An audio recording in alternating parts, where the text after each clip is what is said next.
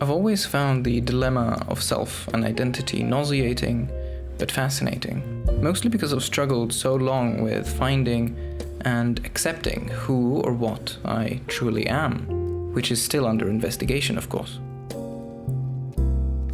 There are generally two attitudes in response to not knowing who or what you are. You are either nihilistic or apathetic towards that uncertainty, or curious but equally terrified of what you may find.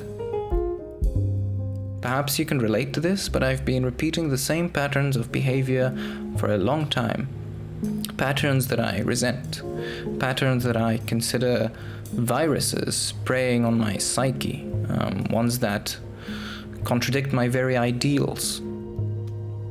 Internally, they would entail being constantly distracted, having apathy, acedia, cyclical melancholy, and irrational thought. Externally, for example, let's say it's binging, scrolling, not pursuing anything, basking in despair, gloom, and meaningless drifting. These patterns of behavior, especially the ones that are chained, ones that sustain each other by their very, let's say, existence or either expression, I'm calling horcruxes. Yes, just like Voldemort's.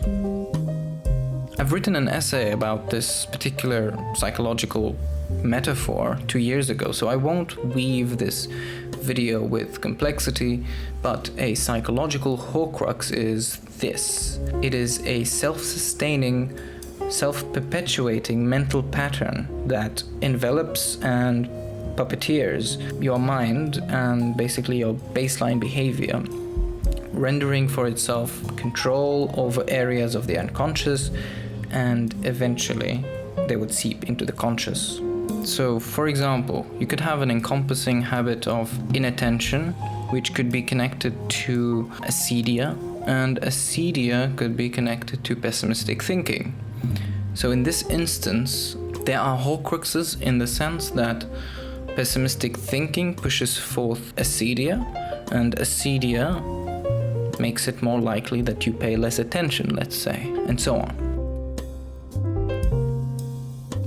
One of the main reasons for that is simply incongruence, which is an idea by Carl Rogers, which means that your lived experience, what you do, how you react, has been at odds with your true thoughts, intentions, and innate values, which is a coping mechanism for fear of responsibility, fear of change, and over time it bubbles up as a habitual defect. So it's no surprise that the consequence of this inconsistency of being would produce apathy, despair, resistance to change, and eventually cynical escapism. Whatever you repress or deny to experience will become blocked off, unable to be communicated with. As long as that remains true, there will be distortions in the way you communicate with yourself, and that in turn will make it difficult for you to communicate with others.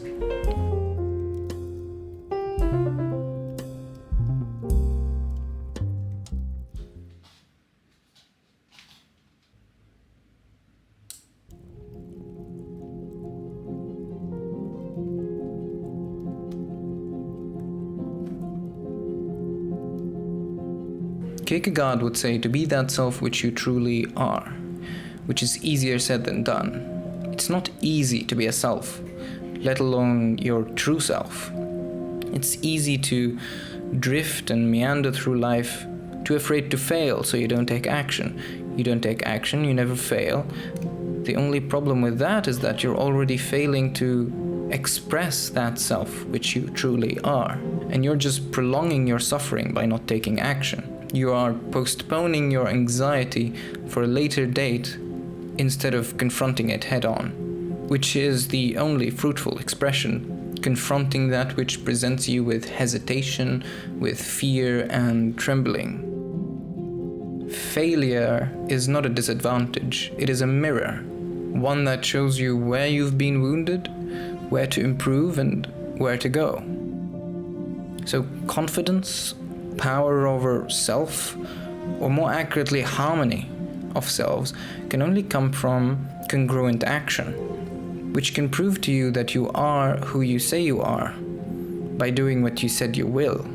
Therefore, that self which you truly are is simply the byproduct of having provided evidence to that self that you are that self by doing what is necessary.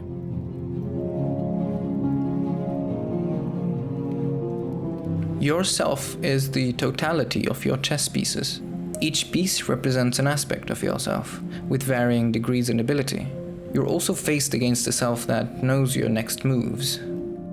And of course, not all your pieces move the same way. So if you're a creative or intuitive person, and you're relying on your or someone else's rigid formulas, that is akin to moving a knight forward like a pawn.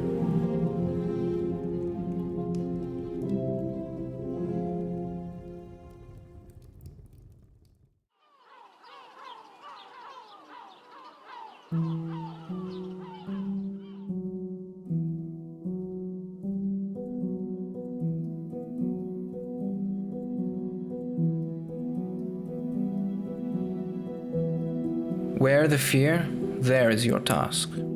This quote by Jung in his letter to Macallan in 1956 has been at the back of my mind for the past 3 weeks. What Jung is pointing out here is that fear is not an obstacle, but a signpost.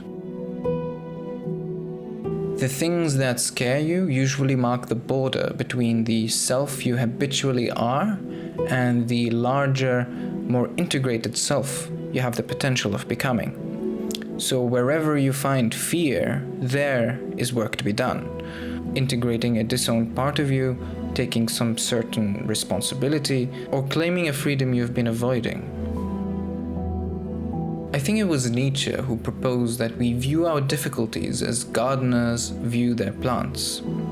The roots may seem ugly, but a person with faith and knowledge in their potential could guide them to blossom and bear beautiful flowers. So it is with life. Our fears, struggles, and painful emotions, when consistently confronted and carefully cultivated, will result in progress and beautiful individuation. Too often we fail to see the debt we owe these fears. We dismiss them as weeds, as if they have nothing to teach us, and in cutting them away, we also sever the possibility of growth.